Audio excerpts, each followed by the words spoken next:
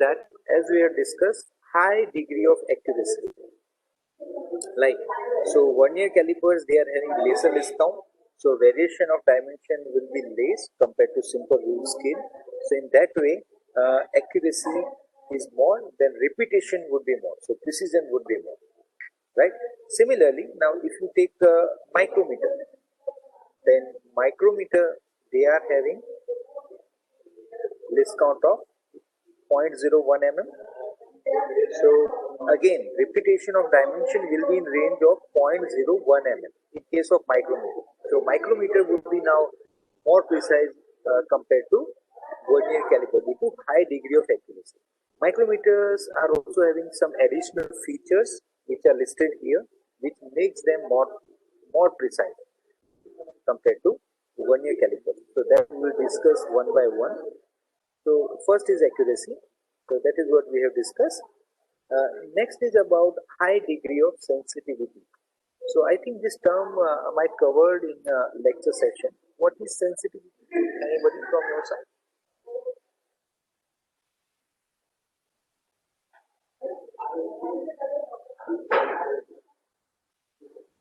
What do you mean by sensitivity?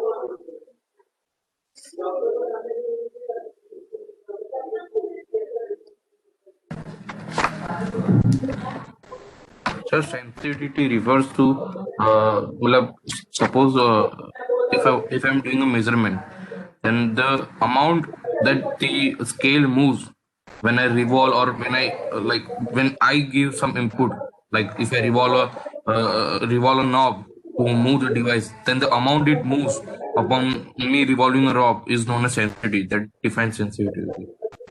Yeah. So sensitivity, in general, I would say sensitivity is a ratio of displayed value to the true value, right? So in simple way, sensitivity is nothing but magnification. In simple term, it is magnification. Let me explain this with example of a dial caliper itself. For example, in dial caliper, you are having the dial, and then you have main scale graduation. So first graduation is somewhere here, which is I will call 0, and next graduation is opposite to that, which is again 0 in our dial caliper. So I am taking example of same dial caliper here, and so here now this will be 0 main scale reading, and this is right. Now, total 10 main divisions are given in dial for half rotation. So now, let me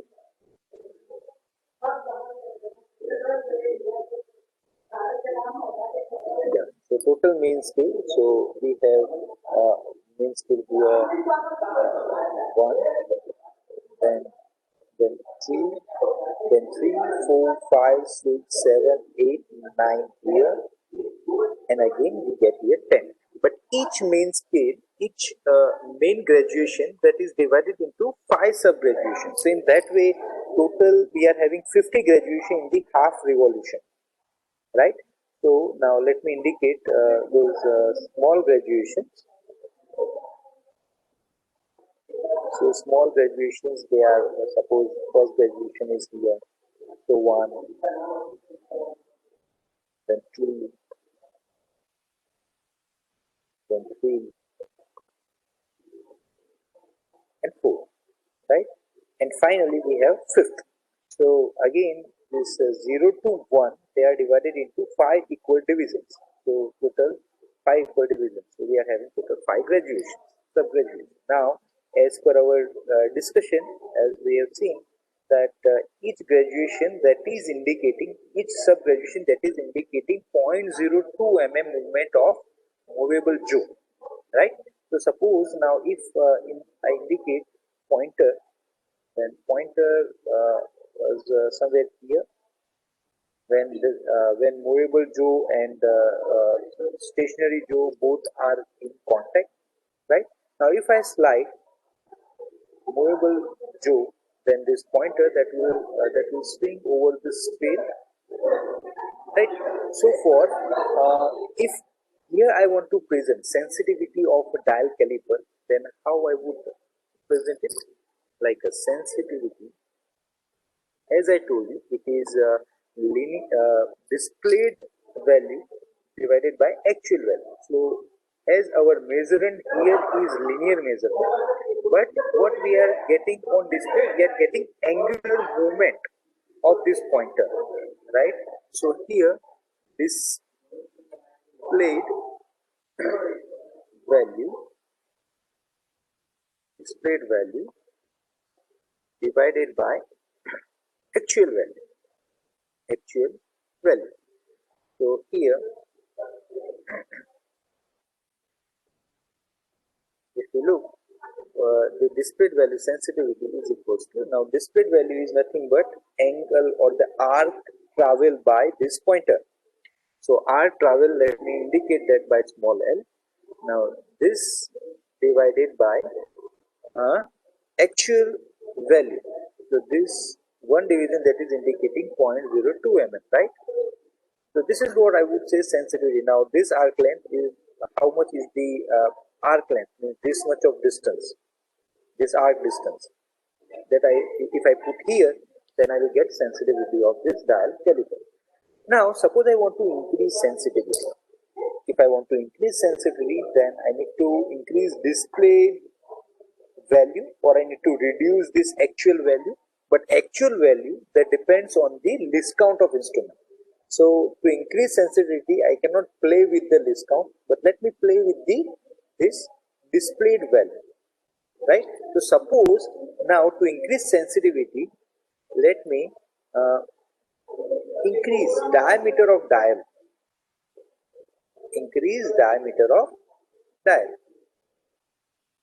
So suppose if I increase this diameter of dial, then here you can see, if I increase this, then again angle between graduation, that is same. But now if I extend these graduations on this new dial with large diameter, then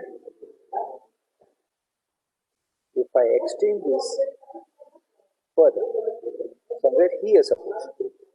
Now look here, this is 0 and this, now this arc length, this red color arc and this black color arc, by increasing this diameter of dial, this arc length is increased, right? So what happened here, this L is increased now. So for same value, I get enlarged response. So now for minor variation in the reading, I can detect, right? I can detect minor variation in the reading. So in this way, I have increased sensitivity of this instrument, right? So I hope now it is clear what is sensitivity of instrument. This I have explained by taking example of dial caliper or any dial based instrument. You can take dial gauge, in which scale is given in terms of dial, right? I hope that is clear. I move further now. So if you increase sensitivity, then minor fluctuations or minor variation in the input value, that can be easy to detect, and that make repetition of measurement possible. Okay. Now next point is or next characteristics is minimum inertia. So to explain that, let me consider a simple rule scale, which is having range of measurement from 0 to 30 mm. So I just consider rule scale which is having range of measurement 0 to 30, right? So 0 to 30 centimeter, 0 to 30 centimeter. Okay. Now suppose this scale is made up of plastic, which is having less heat. Okay. But now suppose if you take another scale which is having same range of measurement, same list count, right? 1 mm list count, and range of measurement is again 0 to 30. But now this time, this scale is suppose made up of steel, right? So more inertia compared to plastic. Then due to this more inertia, there will be a self deformation, right? So this scale will deform like this, suppose. I have indicated here linear, but there you are having non-linear deformation, right? So it will deform like this. If it deform like this, then all the graduations, they are also uneven, right? So due to the self deformation, due to the inertia of instrument itself, you get certain inaccuracy in your measurement. And if inaccuracy is present, then again repetition would be difficult, right? So that this is the biggest limitation of mechanical instruments. They are having inertia, more inertia, and that's why electronic instruments they are more precise compared to mechanical, because they are having less inertia. They are getting measurement by indirect approach in terms of voltage measurement, right? So this is what the uh, characteristics. So if you want to improve precision, then you should go for less inertia, right? Now, next is about kinematics or degree of freedom. Now, you are quite familiar with this term, degree of freedom. So, is there any student who will define this term, degree of freedom? Sir, number of ways in which movement is possible. Yeah, so number of independent directions in which movement is possible. So generally in space, Yes. 6 degree of freedoms, right? 6 linear and 6 rotational motions, right? So here we are talking about precision. We are talking about repetition of measurement. So when repetitions are possible, if in instrument itself, if you provide certain feature which can restrict degree of freedom of object or your specimen, then repetitions would be more possible. And that's why if you recall in your workshop practice course during the fitting job, while you are marking linear dimension, you are using surface plate, right? You are placing object on surface plate, and then after using height gauge, you are marking your measurement. Why you are doing that? Because when you place any component on surface plate, actually you are restricting its degree of freedom. You are providing it common datum, as well as you are restricting its degree of freedom.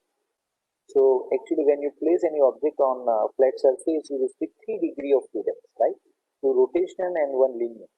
So in that way, this will help you, because now you need to take care of your measuring instrument. You need to just handle properly your measuring instruments.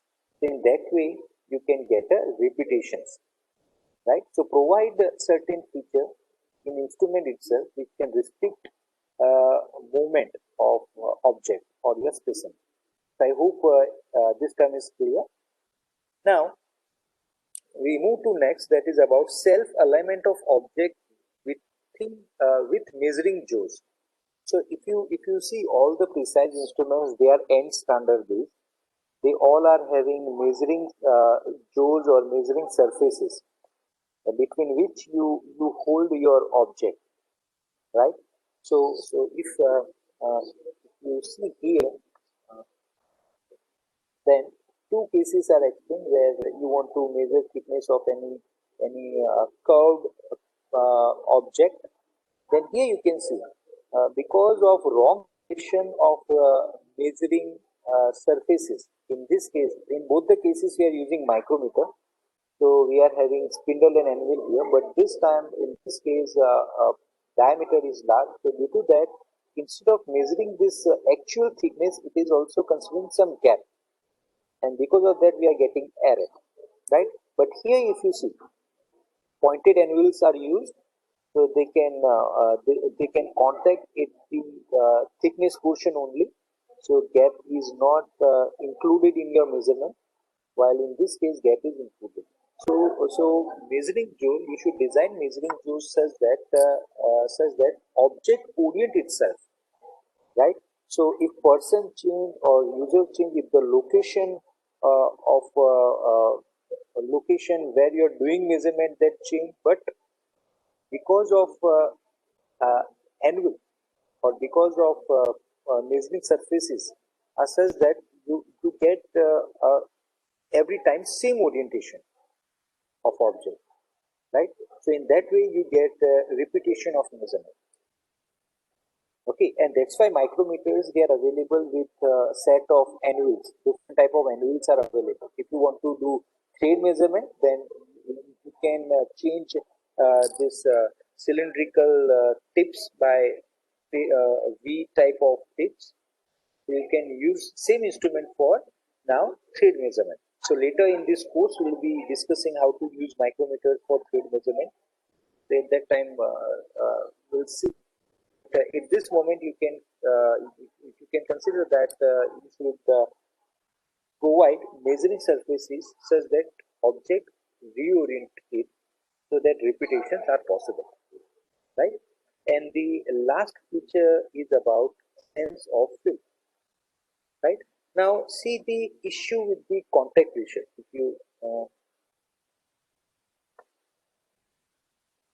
you refer here, then once contact is made between your anvil, your instrument measuring surface, and this workpiece, then you should stop applying a further pressure.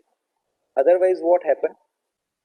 Either due to higher contact pressure, either workpiece will deform or your measuring surface of instrument will deform, and that will lead to error. That will lead you to faulty measurement, right? So in instrument, you should have a proper mechanism which can give you proper sense of feel. Okay, now contact is made between measuring surface and workpiece, so you can stop applying further pressure, and you can avoid this type of deformation of measuring surface or workpiece, right? Because user or operator to operator, there is a different level of sense of feel, right? So because of that, this contact pressure error takes place, and you get a variation in the reading of same object, right? So that's why if you see in case of micrometers, you are having ratchet mechanism. So what is purpose of that ratchet mechanism? Once contact is made between object in a spindle, then ratchet will slip, and that will not allow spindle to move further. And because of that, you can control contact pressure error. Right?